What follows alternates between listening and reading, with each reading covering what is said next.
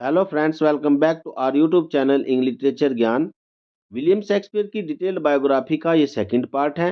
मैं आपको सजेस्ट करना चाहता हूँ कि आप इस वीडियो को देखने से पहले फर्स्ट पार्ट वाली वीडियो को एक बार जरूर देखें। Let's start this video. William Shakespeare ने ओनली प्ले ही नहीं बल्कि पोएट्री में भी काफ़ी कुछ लिखा है। आज की वीडियो में हम sonnets and other useful facts को कवर करेंगे।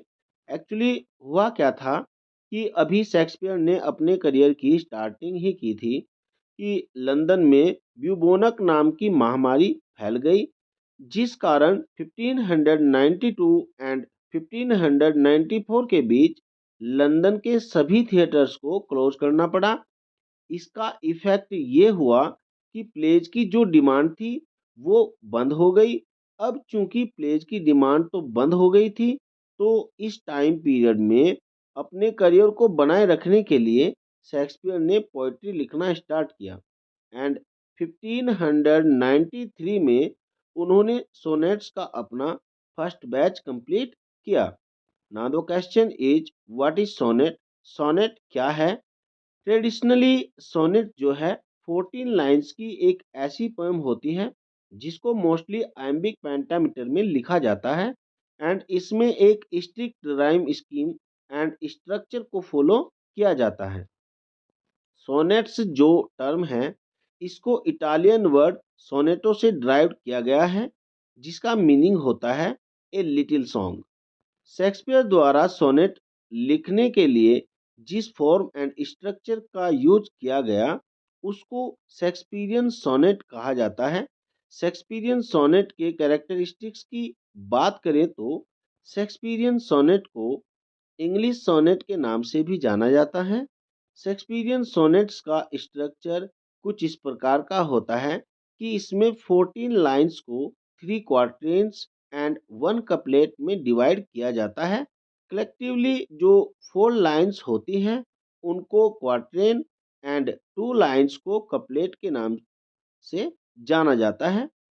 शेक्सपियरियन सोनेट्स की अपनी एक स्पेसिफिक राइम स्कीम होती है। ये राइम स्कीम है A B C D E F G G. Shakespearean sonnets को मोस्टली आयम्बिक पेंटामीटर में ही लिखा गया है। विलियम शेक्सपियर ने टोटल 154 सोनेट्स लिखे हैं, जिनको 1609 में थॉमस थॉर्प द्वारा पब्लिश कराया गया। 154 सोनेट्स में से जो फर्स्ट 126 सोनेट्स हैं वो एक यंग मैन को एड्रेस किए गए हैं, जिसको फेयर यूथ के नाम से जाना जाता है। एंड नेक्स्ट 28 सोनेट्स एक डार्क स्किन मैरिड वुमन के प्रति पोएट के लस्ट को शो करते हैं, जिसको डार्क लेडी के नाम से जाना जाता है। विलियम शेक्सपियर के सोनेट्स में जिस मिस्टीरियस डार्क लेडी का जिक्र मिलता है, कुछ स्कॉलर्स का मानना है कि वो और कोई नहीं बल्कि एक इंग्लिश लेडी थी जिसका नाम मैरी फिटन था। विलियम शेक्सपियर के सोनेट्स का एक और क्लासिफिकेशन भी देखने को मिलता है, जिसमें कहा जाता है कि फर्स्ट 126 सोनेट्स तो फेयर यूथ को ही एड्रेस किए गए हैं। नेक्स्ट के 26 सोनेट्स डार्क लेडी को, but last 2 sonnets are very different, जो कि रोमन मिथ क्यूपर्ड को एड्रेस किए गए हैं। इस प्रकार शेक्सपियर के सोनेट्स का 2 प्रकार से क्लासिफिकेशन किया जाता है, जो कि आपको बताए गए हैं। अब नेक्स्ट पॉइंट की ओर बढ़ते हैं। विलियम वर्ड्सवर्थ ने अपनी पोएम स्कॉन नॉट द सोनेट में शेक्सपियर के लिए ये इम्पोर्टेंट लाइन लिखी है दैट विद दिस की शेक्सपियर अनलॉक्ड हिज हार्ट। यहाँ दिस की जो वर्ड्स है इनका यूज सोनेट फॉर्म के लिए किया गया है। Wordsworth wants to tell us that Shakespeare used the sonnet form as a vehicle for exploring himself, and this poem was published in 1827. Shakespeare द्वारा लिखी गई नेरेटिव पोएम्स की अगर बात करें तो विलियम शेक्सपियर ने अपने अर्लीस्ट करियर में 2 नेरेटिव पोएम्स कंपोज की हैं। The first one is Venus and Adonis published in 1593. This poem was written in the form of sestets with the rhyme scheme ABABCC. And the second long narrative poem is The Rape of Lucrece, and it was published in 1594. This poem was written in the form of rhyme royal stanza with the specific rhyme scheme ABABBCC. William Shakespeare ने इन दोनों ही poems को अपने patron the earl of Southampton को dedicate किया है। The next topic is William Shakespeare's other poems. Shakespeare की अदर पोएम्स में फर्स्ट पोएम जो आती है वो है the Phoenix and the turtle, and it was first published in 1601।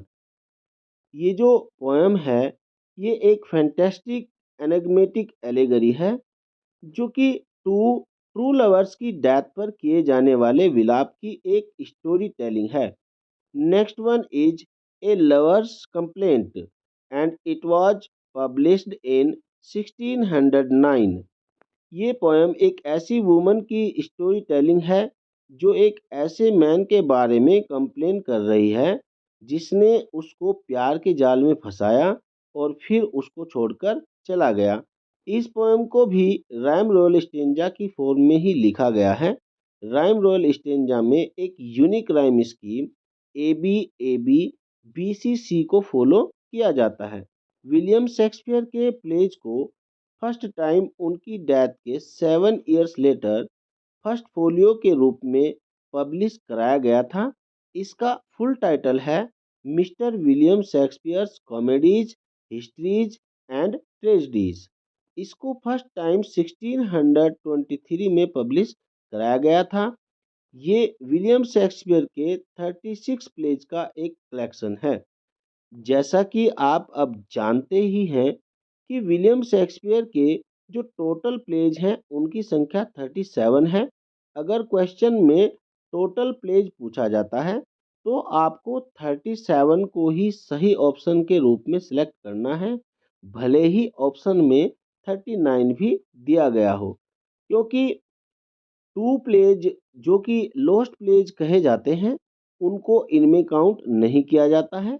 First folio 36 pledge का ही कलेक्शन है, इसमें एक प्ले को इंक्लूड नहीं किया गया है, एंड वो एक प्ले है पेरिकल्स, जिसको प्रिंस ऑफ टायर के नाम से भी जाना जाता है।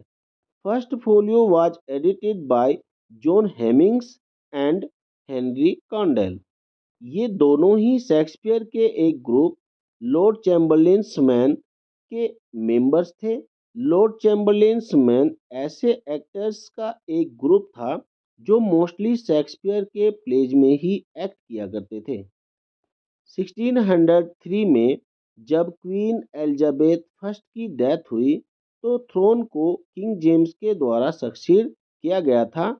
शेक्सपियर के किंग जेम्स के साथ अच्छे रिलेशंस थे। किंग जेम्स ने शेक्सपियर की कंपनी के एक्टर्स को ग्रूम्स ऑफ चैम्बर बना दिया था, जिसके रेस्पॉन्स में विलियम शेक्सपियर ने अपनी कंपनी का नाम लॉर्ड चैम्बरलेन्स मैन से चेंज करके किंग्स मैन कर दिया था। विलियम शेक्सपियर के प्लेज के सेकेंड फोलियो को 1632 एंड थर्ड फोलियो को 2 एडिशंस में पब्लिश कराया गया था। फर्स्ट एडिशन 1663 में एंड सेकंड एडिशन 1664 में। थर्ड फोलियो के सेकंड एडिशन में टोटल 37 प्लेज को पब्लिश कराया गया था, क्योंकि सेकंड एडिशन में पेरिकल्स प्ले को भी इंक्लूड कर लिया गया था। एंड लास्ट फोलियो को फोर्थ फोलियो के रूप में 1685 में पब्लिश कराया गया था। नेक्स्ट पार्ट में हम विलियम शेक्सपियर से रिलेटेड अदर इम्पोर्टेंट पॉइंट्स को कवर करेंगे। तब तक के लिए thanks for visiting our YouTube channel. Please like, share and do subscribe. Keep working hard. Thank you.